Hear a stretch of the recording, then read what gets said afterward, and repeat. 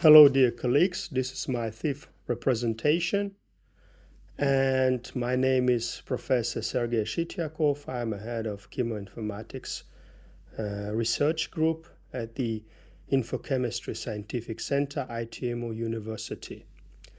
And in this seminar, I would like to give you some introduction on the design of drug-like molecules and biologics. So first of all, what is the design of drug-like molecules and biologics? It's the design of computational drug design of the substances which are active against different targets, either some targets which are which probably are expressed in different cells or in different bacteria or viruses, either the pathogenic or some cells which are known to be malignant. And by inhibiting these targets, one could come up to a better medicine to treat different diseases, neurodegenerative diseases, cardiovascular diseases, so on. On these slides, I would like to give you a short introduction of our approach, where we are trying to come up to some strategies how we could implement rational drug design, computational drug design in terms of the treatment of some viral diseases such as COVID-19 infection. As you can see here, we have the virus which interacts with the host cells by using different strategies. Here, the virus interacts with some receptors, ACE2 and TMP receptor, and by disrupting this interaction, we could also decrease the chance for this virus, even abolish the chance for this virus to replicate and to impose some infections on the host cells. So if we would look closer how we could actually disrupt these interactions. So if we have the virus has a spike protein, which is very important to anchor to the cellular membrane by using the specific receptor, and by implementing some drug-like molecules such as beclabuvir and remdesivir, we might come up to some strategies to disrupting this very important interaction. And here we're trying to analyze these interactions by using the molecular docking technique.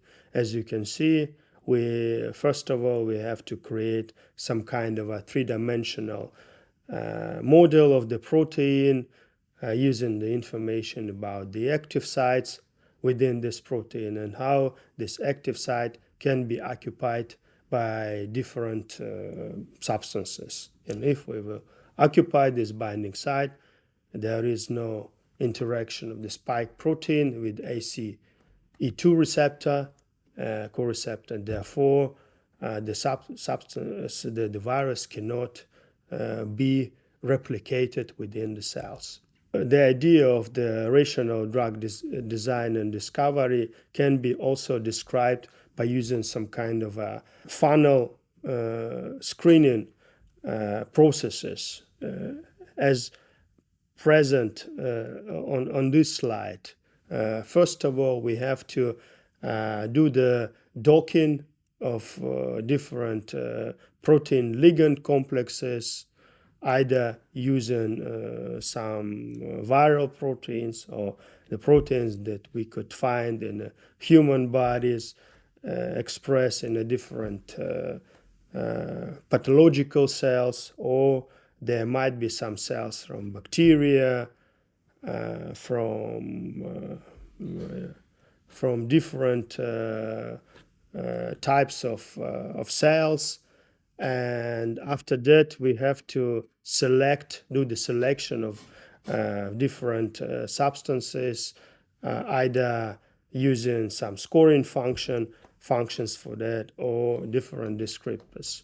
Usually, we are using the Gibbs free energy of binding, where we have the proteins, and the substance will go to the active site and trying to inhibit these proteins where we think might be critical for the viruses to replicate. Therefore, after that, we can do the characterization of the binding mechanism. This characterization of the binding mechanism usually is based on the dynamics of the protein and ligand complexes within the different media.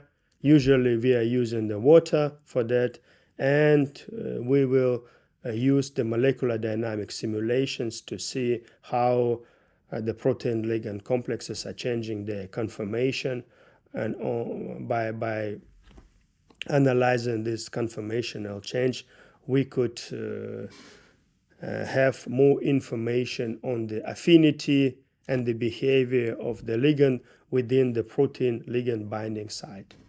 And after that, we will calculate the binding affinities based on the implicit salvation models, such as molecular mechanics, Poisson-Boltzmann surface area, or generalized Born surface area approaches.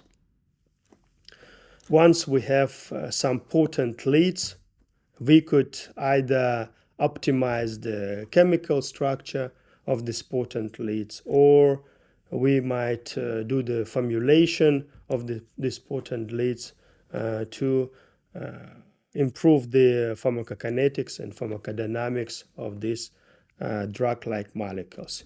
Usually for the formulation, we are using different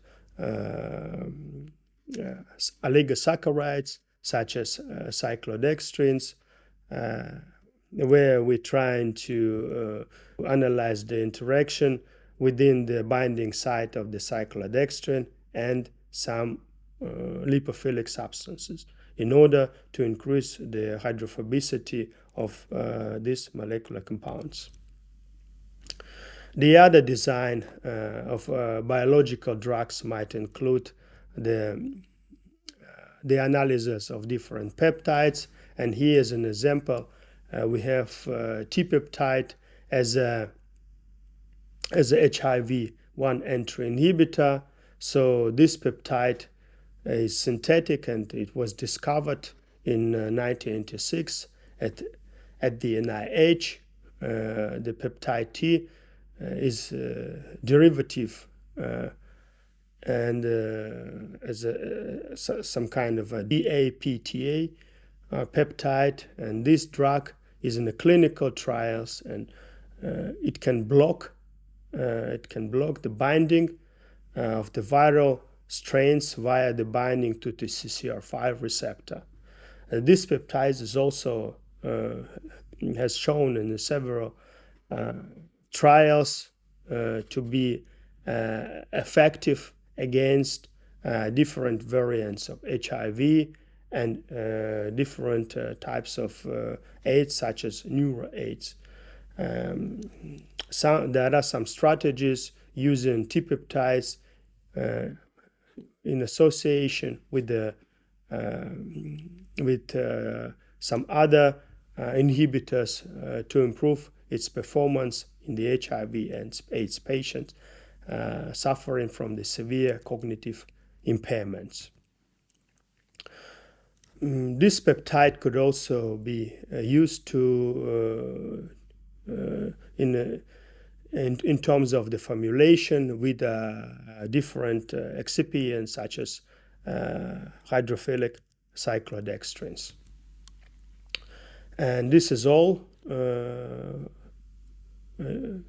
concerning computational drug design and discovery of different biologics. And thank you for your attention.